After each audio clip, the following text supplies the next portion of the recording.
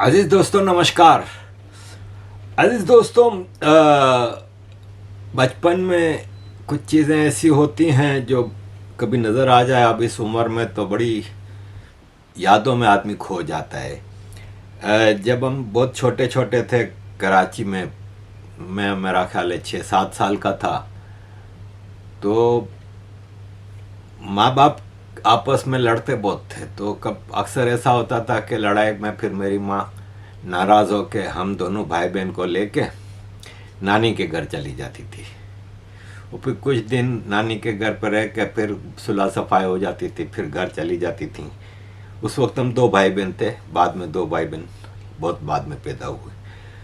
तो जब हम नानी के घर होते थे ना, तो मेरे फादर रोज़ शाम को रात को खाने के बाद मुझे और मेरी बहन से मिलने आते थे। तो वो नीचे से आवाज़ लगाते थे, नानी के घर के नीचे से। फर्स्ट फ्लोर पे नानी रहती थी, तो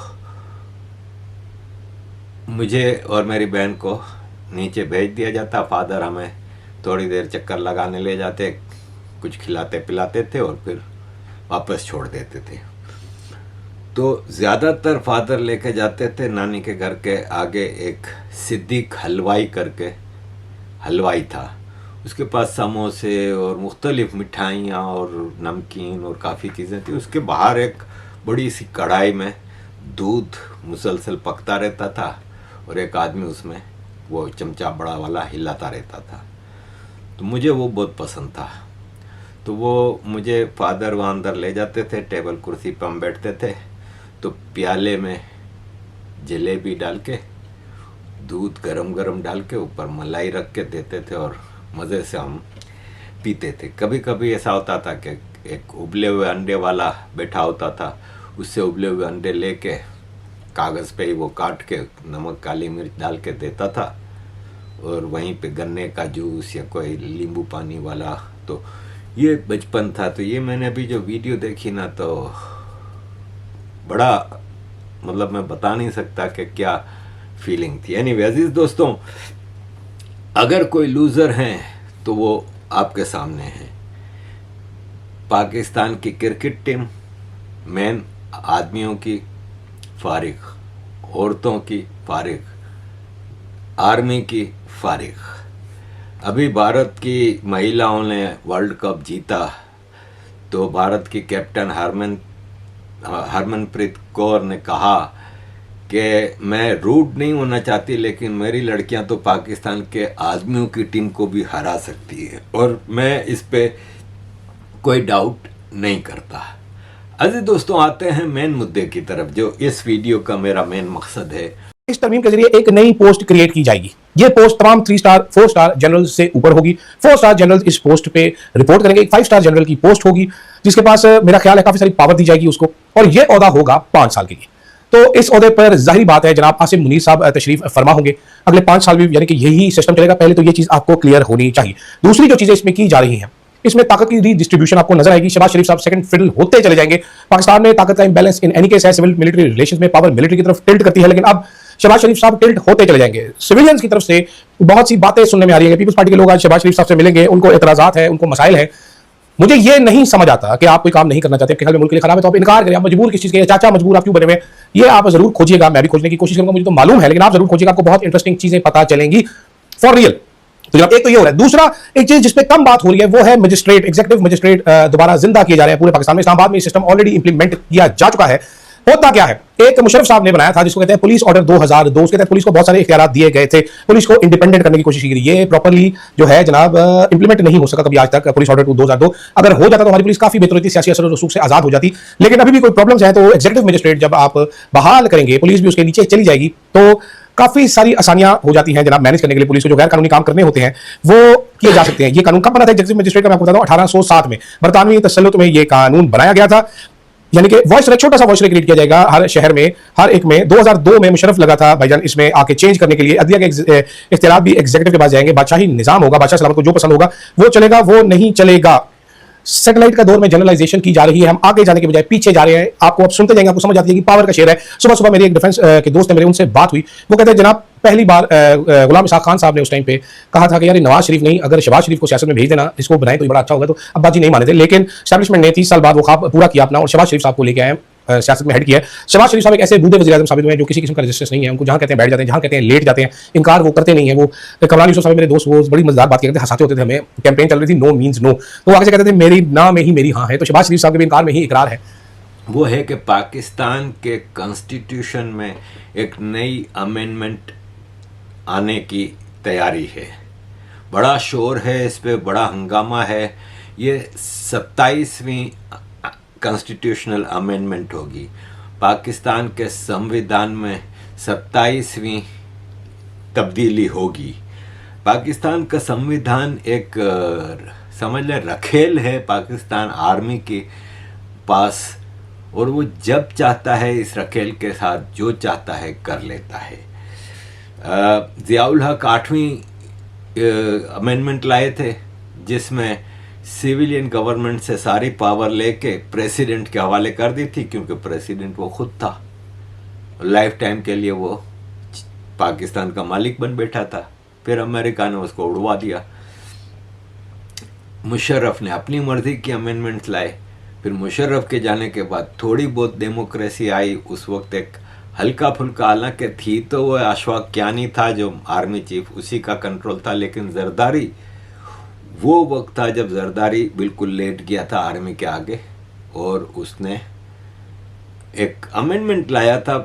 12वीं थी शायद या 18वीं थी, तो 18वीं थी, और उस अमेंडमेंट में प्रेसिडेंट्स की पावर वापस उसने सिविलियन गवर्नमेंट को दे दी थी।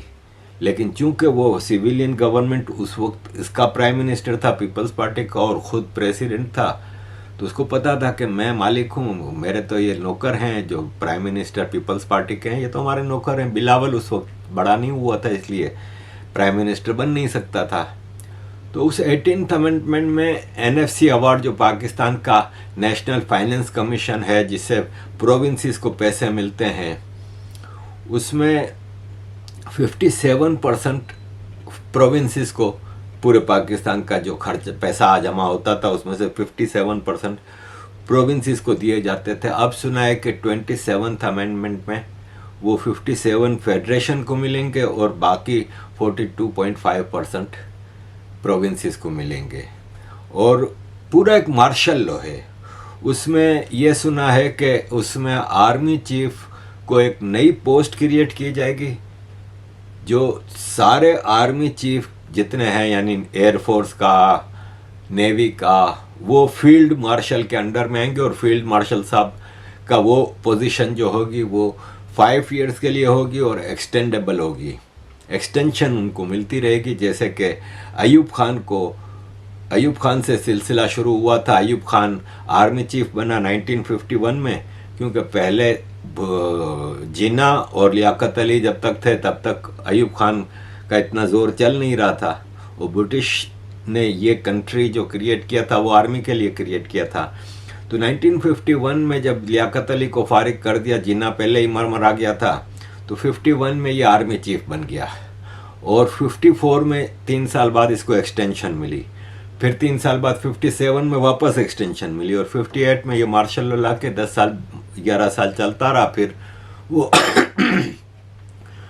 दूसरे आर्मी चीफ याह्या खान को दे दिया और वो दूसरा मार्शल लॉ लगा।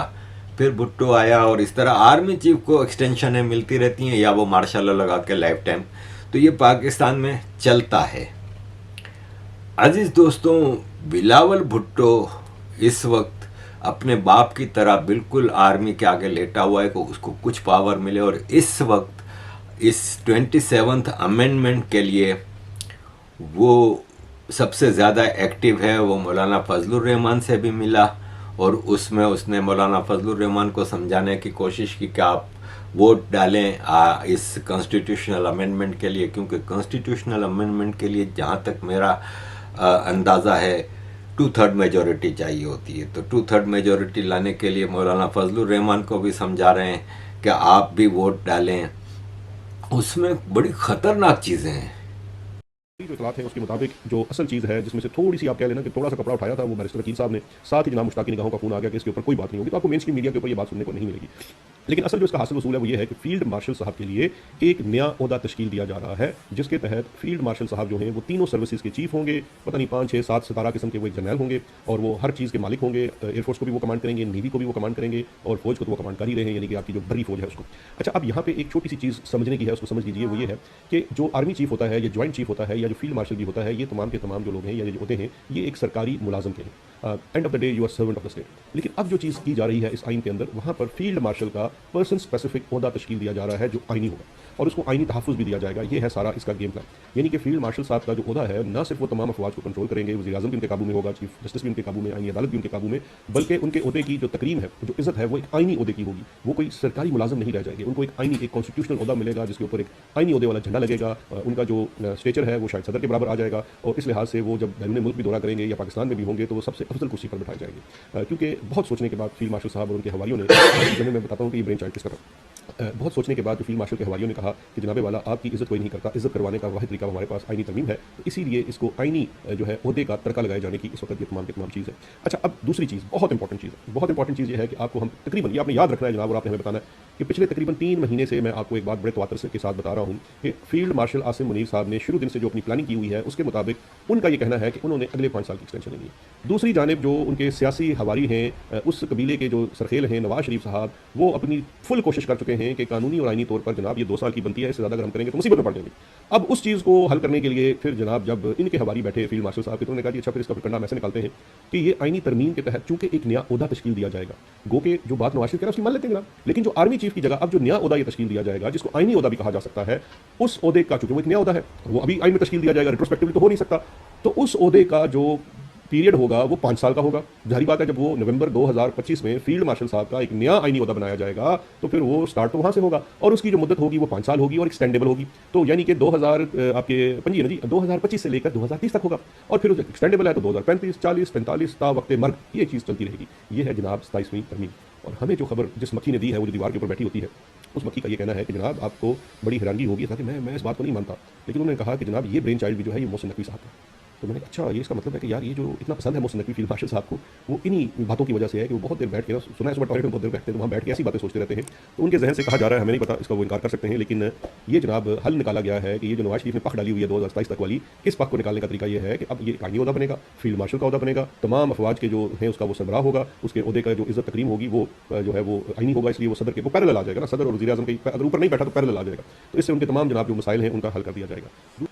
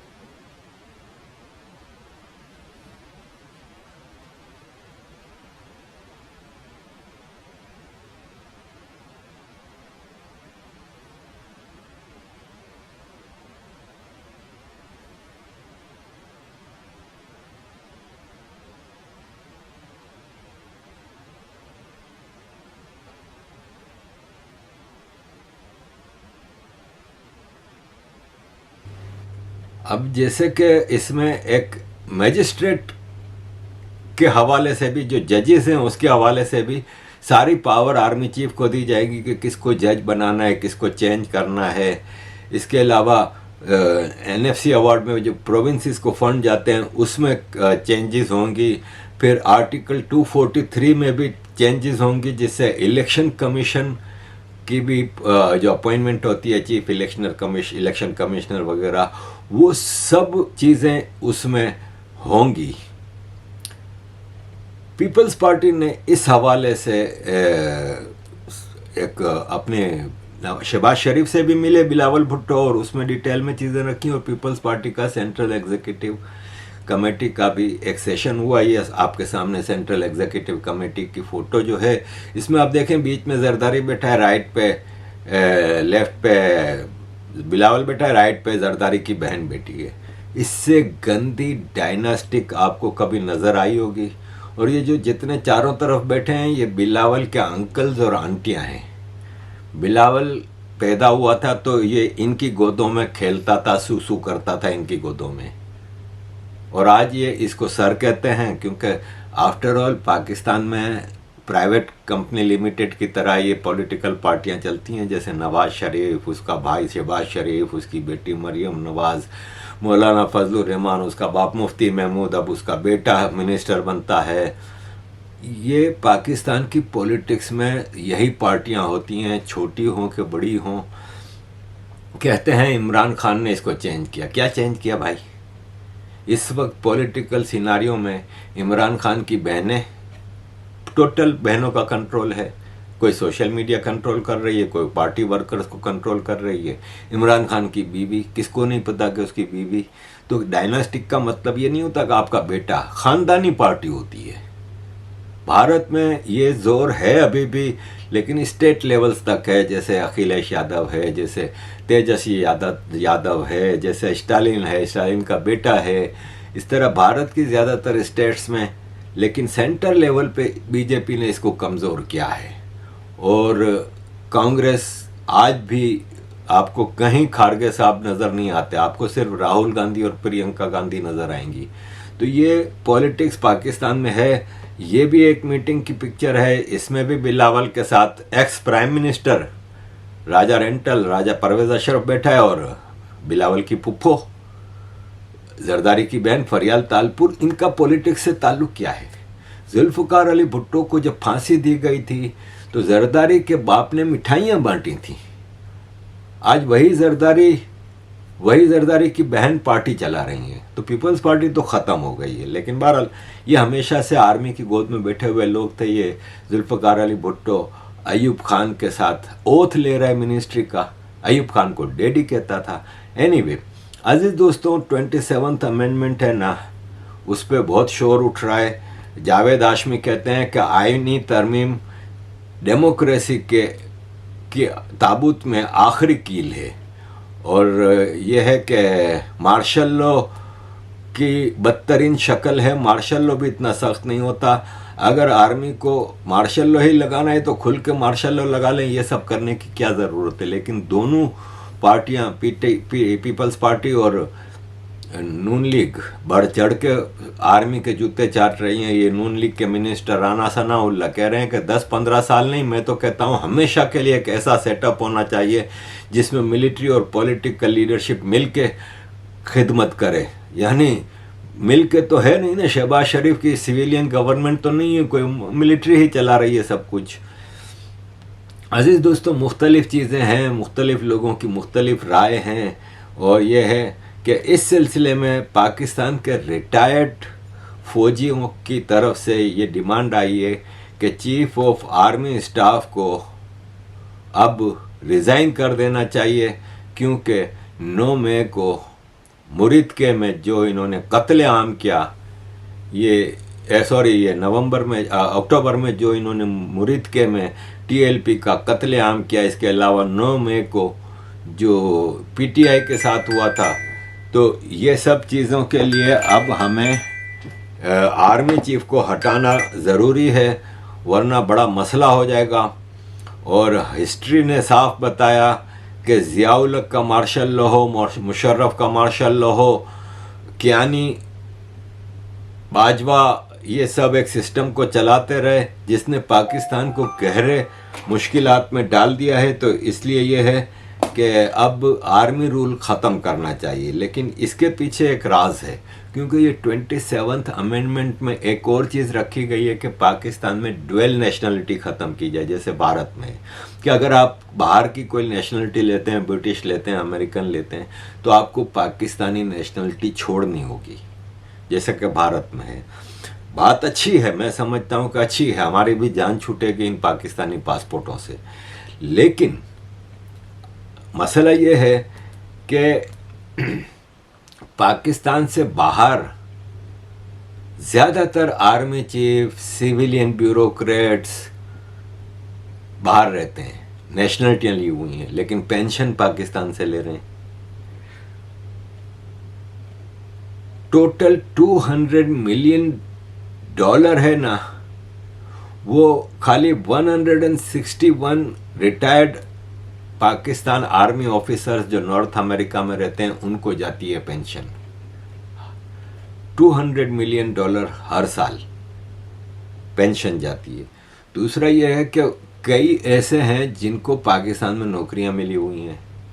अब एक मिसाल है कि कई ऐसे मिनिस्टर हैं जिन्होंने फॉरेन नेशनलिटियाँ रखी हुई हैं, अब वो मिनिस्ट्री नहीं ले सकेंगे, वो इलेक्शन में हिस्सा नहीं ले सकेंगे। कई मेजॉरिटी ऑफ ब्यूरोक्रेट्स ने अपनी एक नेशनलिटी रखी हुई है बाहर की, उनको नौकरियां छोड़नी पड़ेंगी क्योंकि ब्यूरोक्रेसी में फॉरेन नेशनल हो नहीं सकता। तो ये वजह से ज़्यादा मुखालफत आ रही है इसकी, वरना मुखालफत आ भी जाए तो आप आर्मी का क्या बिगाड़ लेंगे।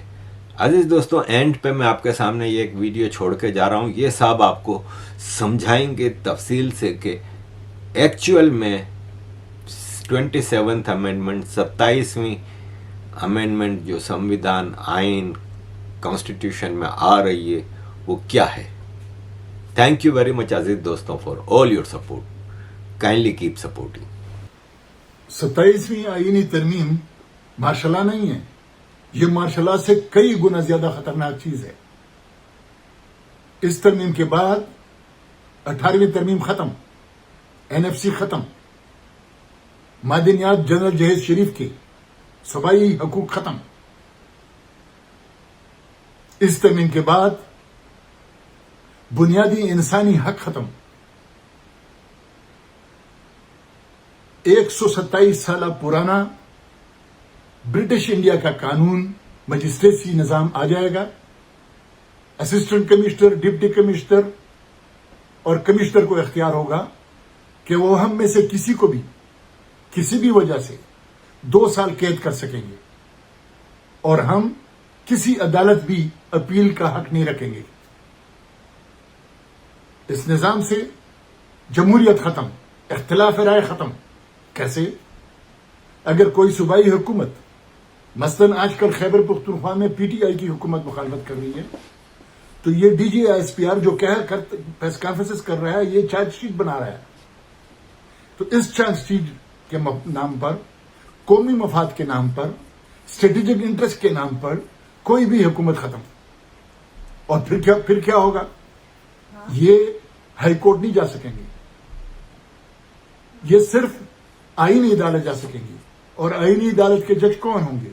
जो खुफिया अदारों ने मुंतखब किए होंगे। अगर एक जज एक फैसला भी गलत दे तो उसी वक्त फारिग। तो सूबाई हुकूमतों की हैसियत खत्म। इलेक्शन कमीशन में जो तरमीम आ रही हैं, उसके बाद इंतखाबात बज़ाहिर अगर हों भी, नतीजा जो ऊपर से जो नाम आएंगे वही चुन लिए जाएंगे। हम समझेंगे कि मुंतखब हुए हैं। धांधलियां, पहली तमाम धांधलियां भूल जाएंगे हम। और आर्मी चीफ को जो इख्तियारात मिल रहे हैं, जिस तरह सदर पाकिस्तान को हटाना मुश्किल है, इस तरह आर्मी चीफ को हटाना आईनी तौर पर नामुमकिन बना दिया जाएगा। तो ये क्या है? ये मार्शल लॉ है? नहीं, ये मार्शल लॉ से कई गुना ज्यादा खतरनाक चीज है। ये जर्नेलों की बादशाहत है।